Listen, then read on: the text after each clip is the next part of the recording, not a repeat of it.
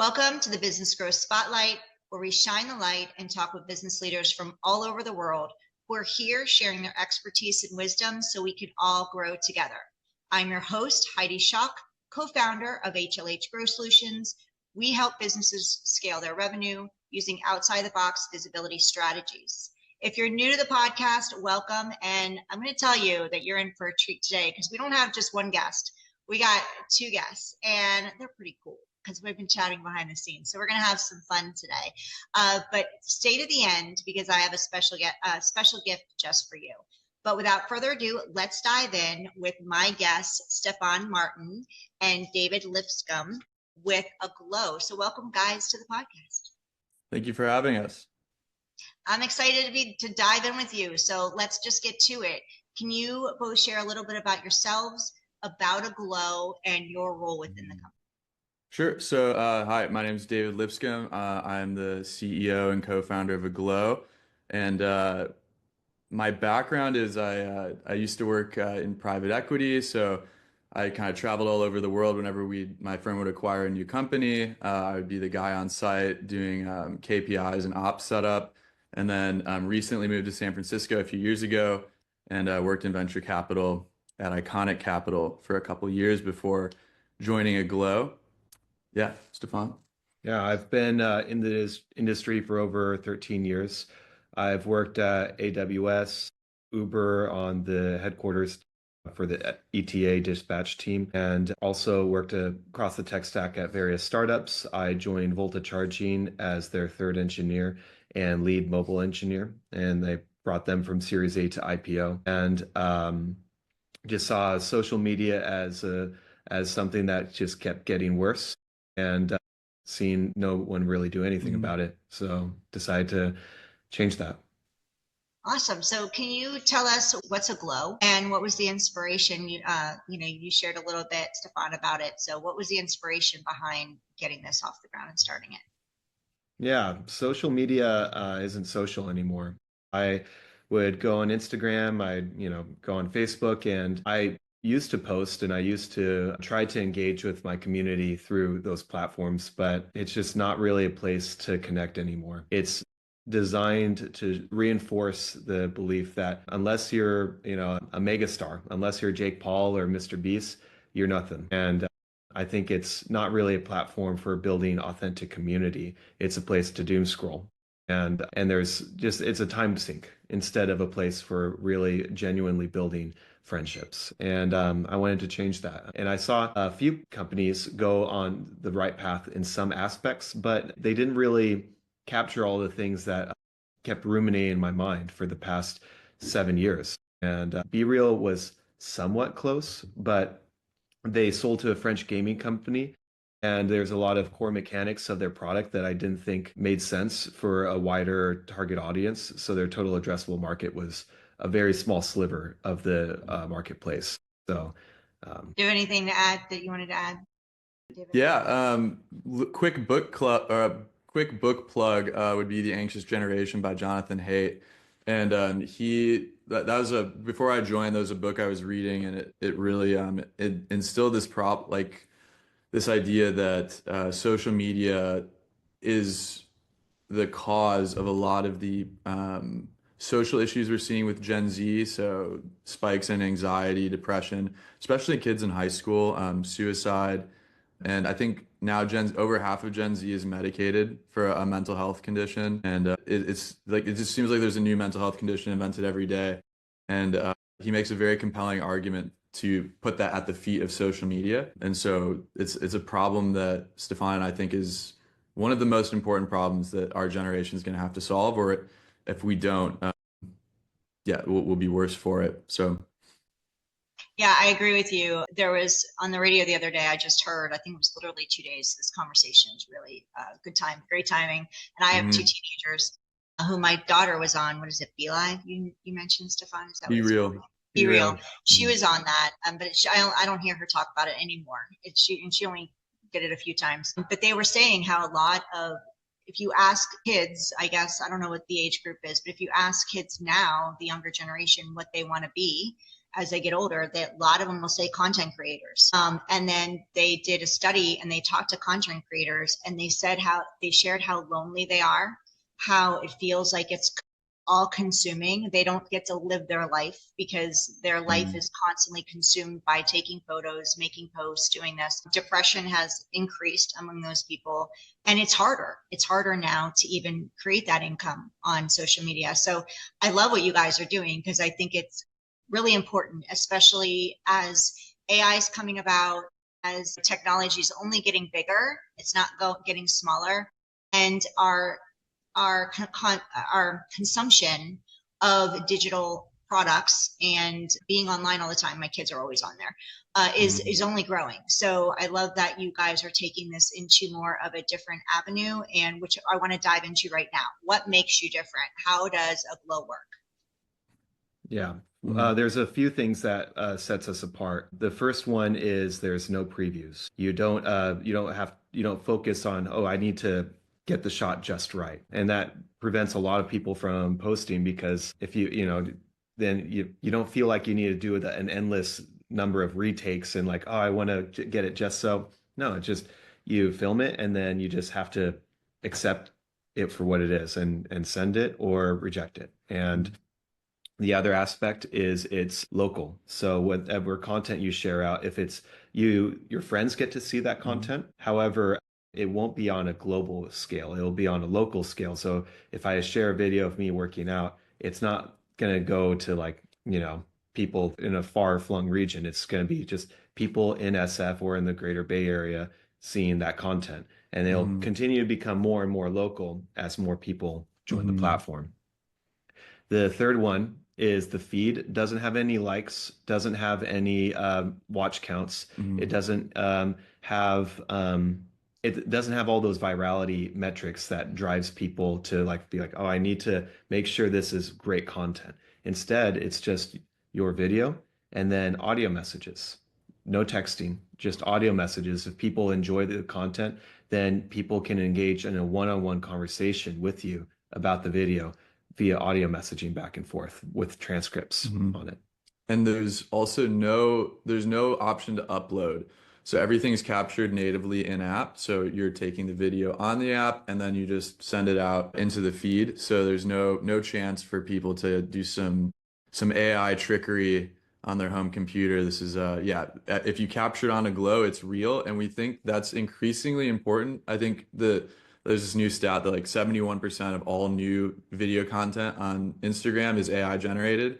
And so as traditional social media platforms are swimming in AI, Aglow is a place where if it's on Aglow, it's real. You don't have to wonder, oh, did Heidi actually walk her dogs this morning, or did she just tell Sora to make a video of that? If it's on Aglow, it actually happened. Yeah, and each neighbor you see and every person on Aglow that you see in your area, they're real people.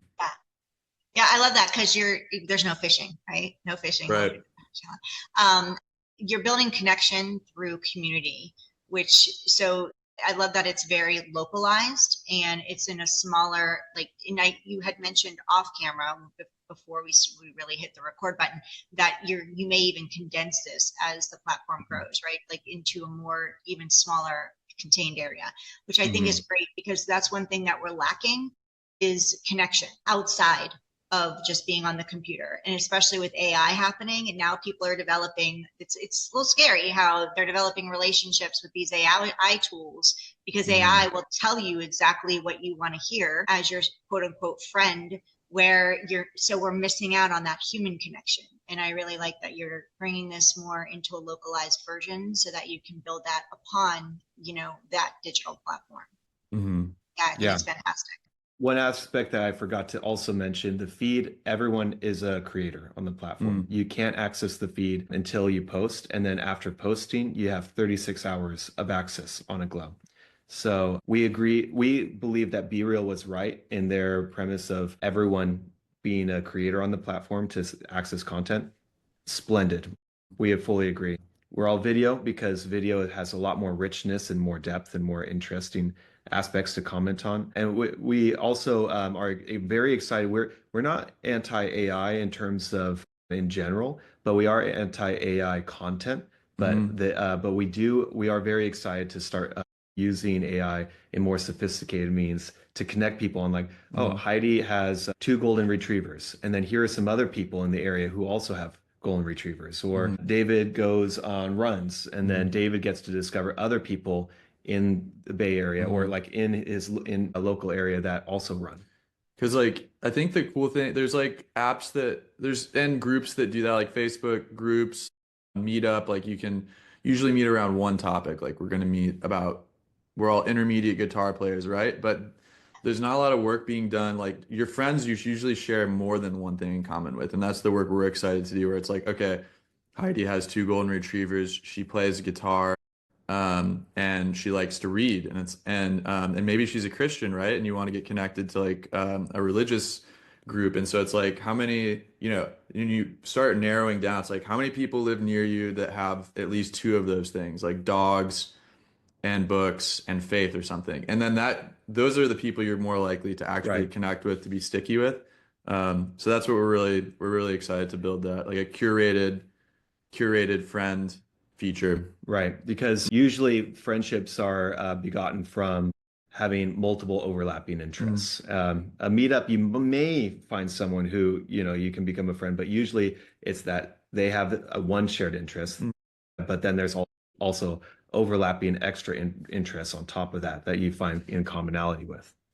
I like how I know revenue is important for any business to Mhm. be sustainable and to grow, but I really respect the fact that you also are leaning into the mental, what's the word I'm looking for? Not only mental awareness, but the mental safety of the users, because one, there is no likes, or anything like that. So people aren't posting and then going, oh my gosh, I only got 40 likes, or I only got and they got 400. So there's none of that comparisonitis going. In order to use the platform, you get to show up, which I think is important. And there's no filters. So you really get to be you, and people get to know you as you. That authenticity is key. And I think we're losing so much of it, where you see in reality TV, where you see on social media as it is, like you said, a lot of it's AI. Every time I'm on a reel, if I watch a reel, I get sucked into the animal one. So it's interesting you say two Mhm. golden retrievers, because I'm all about the animals. People question all the time, is this AI? Now it's constant. Is this AI or is it real? And we don't know anymore. And it gets frustrating Mhm. because we do people, it's just showing that people still want authentic. They still want real. Mhm. And they still want that human connection. So talk to me a little bit about some challenges. Stefan, you are the tech guy, right? So have you had any challenges along the way of building this when it comes to code? Any challenges, and also like the celebrations? What are the victories that you've had as well? Man, No well, challenges, right? It's all been yeah. Challenges at all. It's been smooth sailing the entire. right. I would honestly say, Heidi, that well, there's different challenges in different seasons. I would say, as I worked as a solo founder, and I highly recommend against it. Before David joined, it was a very hard, bitter road. And I know that a lot of people in the tech industry are talking about this mystical solo founder who will make a multi-billion-dollar company. And it's like perhaps that might be possible, but why? Why are people so obsessed with the rugged individual? I think it's gone so far wrong Mhm. in focusing on I did, everything. I pulled myself up with my bootstraps. The advice I would give anyone who ever wants to make any significant change is work with people. Find people who you can collaborate with. That's where Mhm. real magic happens.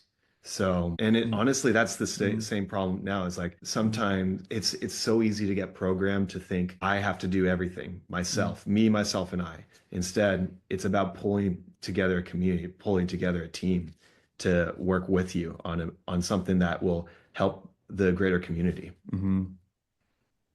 Yeah, I couldn't agree more. I was a solopreneur too when I started it about 8 years ago. My kids were little, and then I brought in my best friend, and it's been the best decision I ever made, because we made Mhm. some pivots and we've grown faster than I could have ever done it on my own. Mhm. Mhm. And we're different too. That I think that's key too. You want to bring in somebody that not exactly you, because Exactly. we have different things that we're really good at.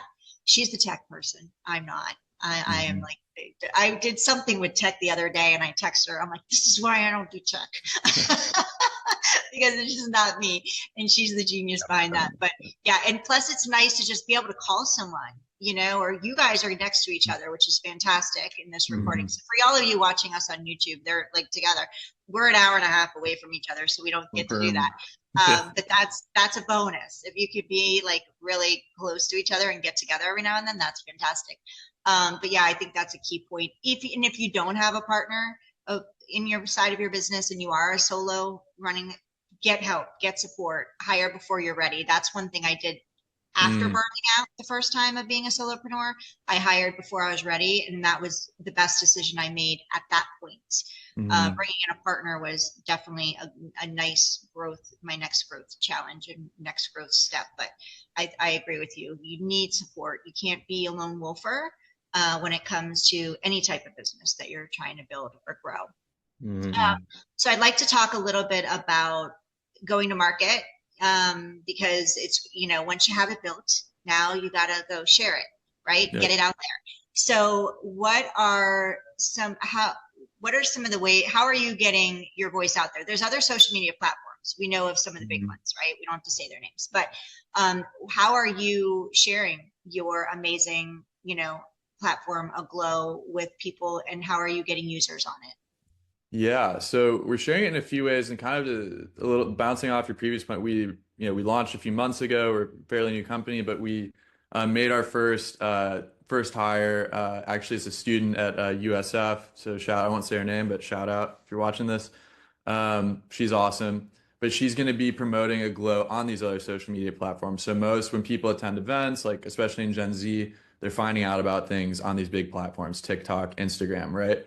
So we're going to be in the next, really launching this week, but in the coming weeks, we're going to be heavily launching and promoting our product on these other platforms, fighting fire with fire a little bit. And then the other go-to-market strategy that we're doing that's been really fun is this ambassador program on college campuses. So it's live at Berkeley and USF right now, but we're working with students there where for every person they onboard, and if they're onboarding someone and they get enough posts, then they get one share of the company. So they actually get equity in Aglow, and we're gonna add in some other cool rewards coming soon, maybe some merch, some cash prizes. It's fun, but like the idea is we want students to be growing with us. Our success is their success, and the response has been amazing, because when you find the right student, they're like excited that you're giving them ownership of something. You're saying, hey, like you're going to like have a lot of high agency here, like get people on the platform, like throw a party table, like you're giving them ideas, and then they just run with it, and then they're rewarded. So that's been a very exciting process for us, and it's been really fun to work with students over the past month. So how can people jump onto it? Where do they go? They usually go ask this later, but I'm excited now.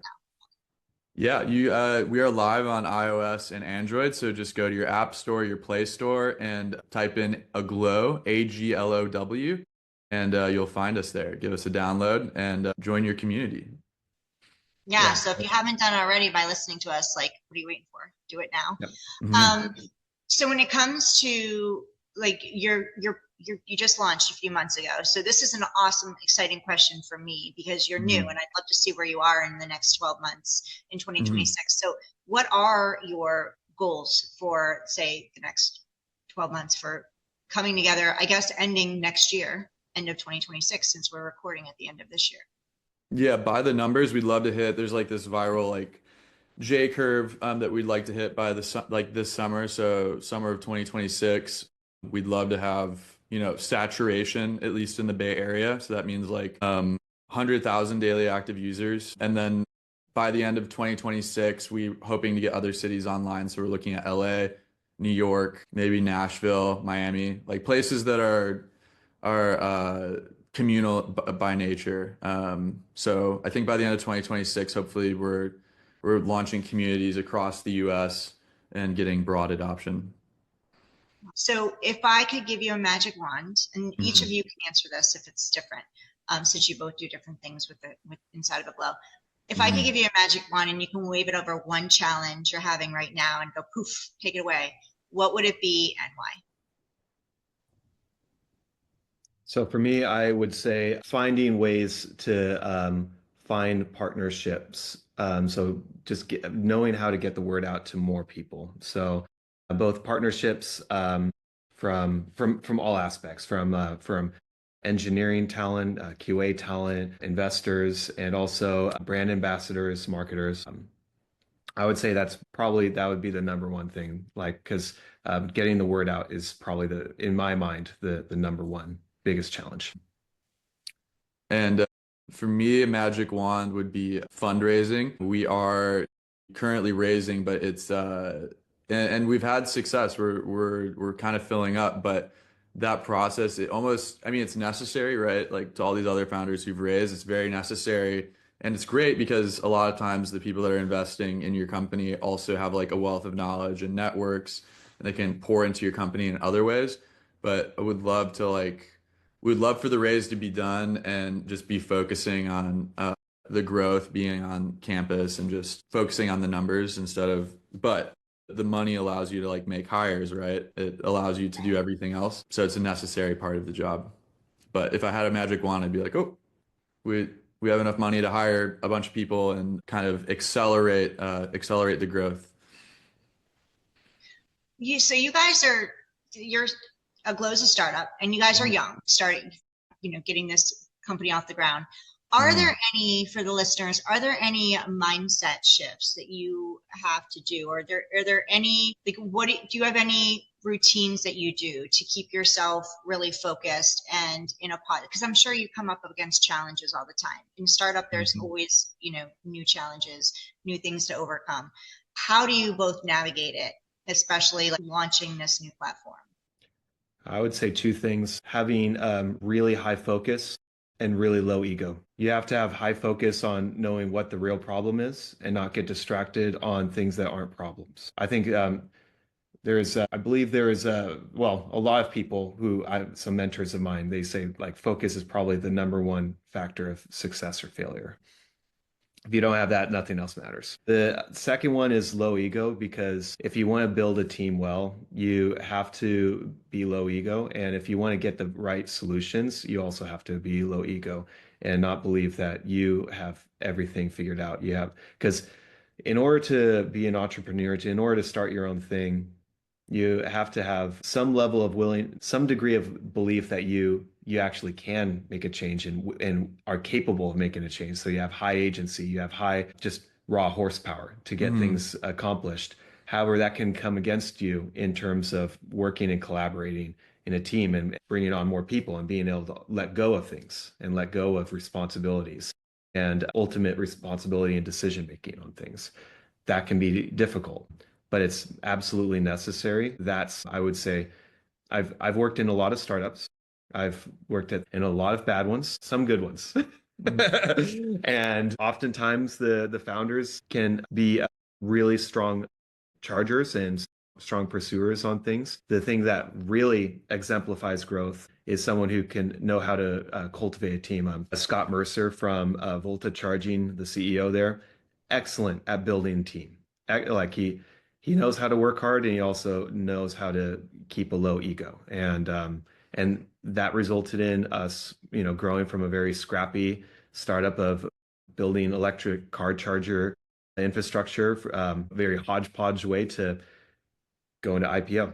And so that's, that's a success in my book. And those are the kinds of people that I want to work for. And that's the kind of mentality I have to continue to remind myself to adopt. It's not like a one-time check the box. It's a continual check-in. Yeah. And to add to that, I think what he's saying is right with focus. And it's like, and then specifically, like, what are you focusing on, right? And a lot of people get in it a lot of founders do this for the lifestyle, for like clout or something. But Stefan and I, we are true believers. Like, we want to affect change in the world. We do not like where social media is going, or just the internet in general. And so it's like, we we're hyper focused on changing culture. Money, we do believe we're going to be providing value, but money is a secondary outcome. One of our investors asked if Facebook stole, like just found you guys and cloned you, and what would you say to that? And I was like, you mean like they cloned us and culture was changed positively as a result? And they were able to build community, build authentic friendships, and stop people from doom scrolling. And Yeah.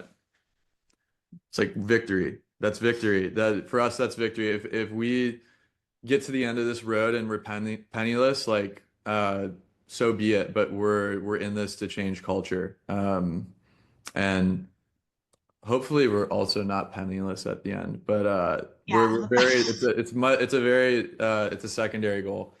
So yeah, I would love for you guys to succeed that way as well. Yeah.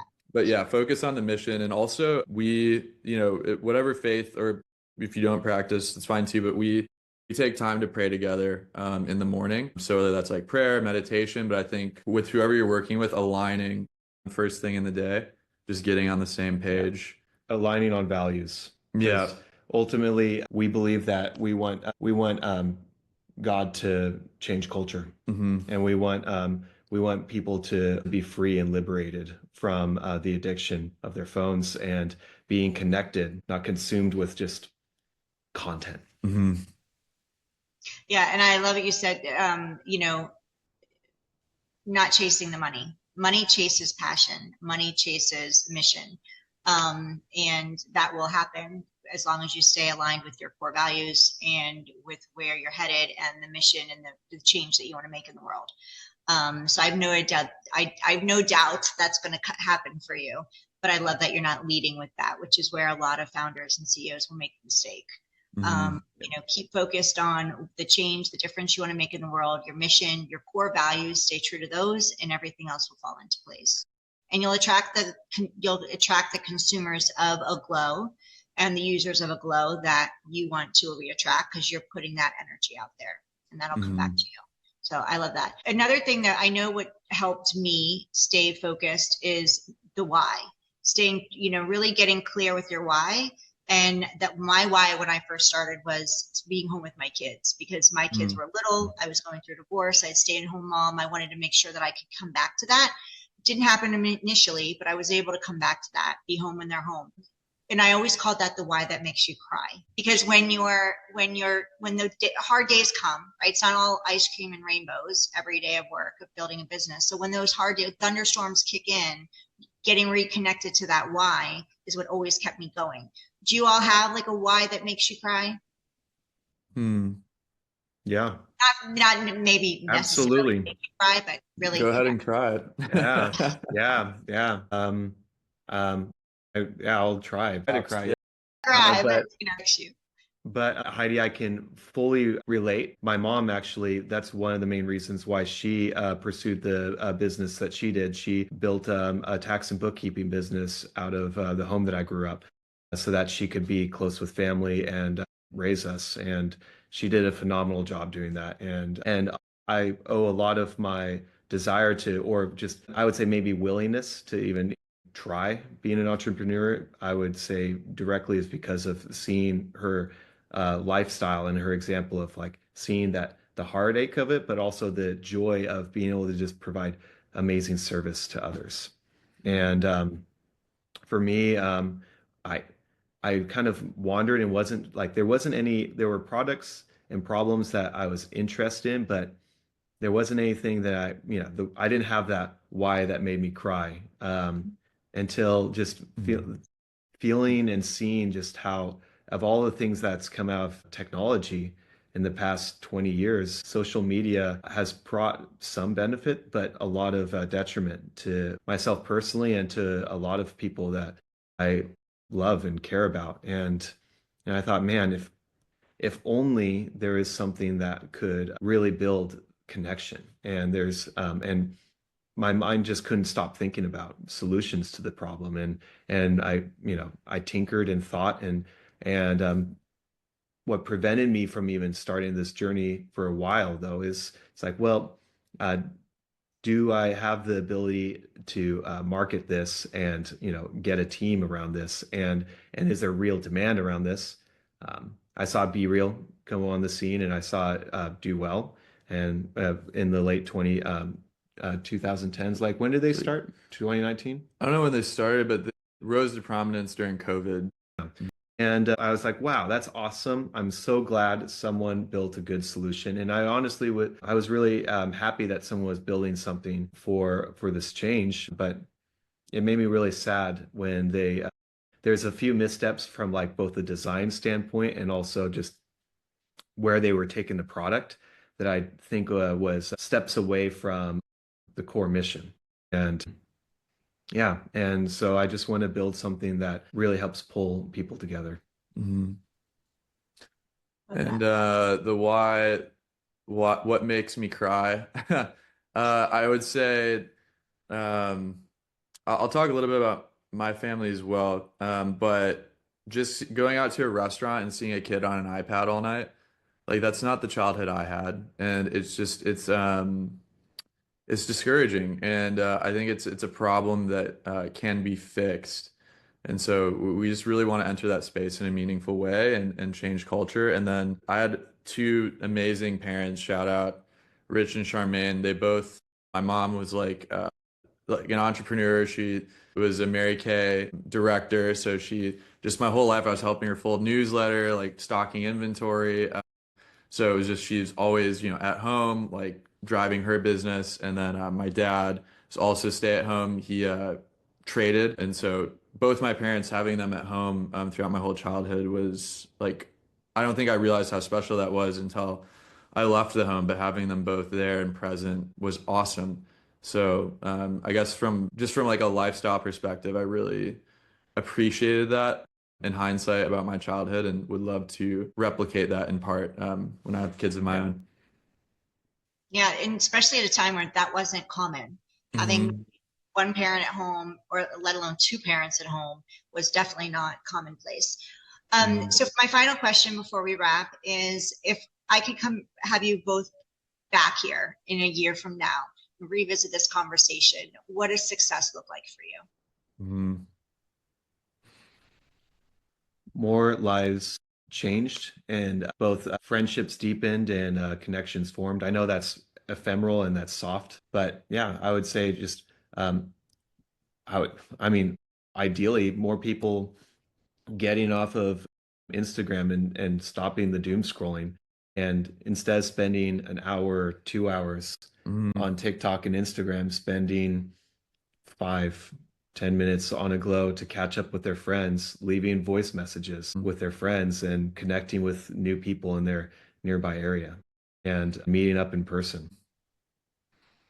Yeah, I think yeah, we can there's all these like projections we can do about the number of users, but like I agree with Stefan where a victory for us a year we're back here hopefully on this podcast again with you and just sharing our stoke for like, man, we have all these stories. And I mean, we'll share one story, but we want to bring back more and we have one story of a friend of ours who's a CrossFit instructor that was posting on the app. Someone saw her content and said they left an audio message that said, "Hey, like loving the CrossFit content. I've been meaning to do this. I really want to get back into this. Would you consider taking me on as a client?" And she did. And so like just more of those stories, like more real world connection. And they did meet up. So like I think the more of those stories the more coffees that happen. I mean, hopefully we'll have like our first like marriage at some point. Like, oh, we met on That'd be cool. Yeah. right? But like more of that, more of those stories is what we'd want to come back to you with. Mm-hmm. I hope to hear them, and I would love to have you back. So we'll definitely revisit this in a year for sure. Can you share with people before we go, how can they connect with you? Remind everybody how to download the app again, where to go get it, because we want them to have that happening now. If you haven't already, I don't know what you're doing, make sure you download it. So take it away, guys. Yeah, you can visit us at aglow.life, aglow.life, and for the app. And if you want to reach out to us at hello@aglow.life. Perfect. If you're watching this on YouTube, go ahead. Oh, I was just spelling it out. HELLO at aglow.life. Perfect. And we'll have all of those links and everything in the show notes as well. But if you're not driving, you should be downloading the app. So get on it. Right. If you're watching us on YouTube, thank you so much. The three of us are happy that you're here. Make sure you share this. Everybody needs this app. Whoever, if you know somebody that's always online, send them this. Let them have some fun with it, but get the message out. Share this new platform. Everybody needs to know about this. So there's usually I'll say, hey, if you know anybody that could use this conversation or in their life, everybody needs this. So share it with everybody, let them know it's available, and hit that subscribe button. That allows us to share Stefan, David, and more of our guests with you all and let you know when they're here. If you're listening to us on your favorite podcast platform, thank you. If you're so inclined, we'd love a review, 5 stars preferably. That way the podcast will share this, the platforms will share this podcast and this episode out with more people so more people can learn about Aglow. I promised y'all a gift, so here it is. If you're looking to grow your visibility and you feel like you're really challenged and struggling with that and you're trying different things, go ahead and download our Spotlight to Scale blueprint. You can go to spotlighttoscale.com/blueprint to grab it. It's free. It's yours. Go have fun with it. Again, go download the app, Aglow. And before we wrap, David, Stefan, is there anything else you'd like to say or share that I didn't get to ask you or we didn't touch on today? I feel like we covered it pretty well. Do you have anything? For anyone who is building, build with a friend and build with a friend with a different set of skills than yours. For sure. Similar core values. Yes. Different skills. Yes. Yeah. It makes a happy partnership. For Mm-hmm. sure. Well, thank you, Stefan. Thank you, David, for being here. Reminder, y'all, just go download the app already, Aglow, and have fun with it. Go make your first post and let us know. Let them know on like below YouTube video that you did it, and let people know that it's available. Have an amazing day. Thank you, David. Thank you, Stefan, again. This has been such a pleasure. And I look forward to seeing all of you on the next episode of the Business Growth Spotlight.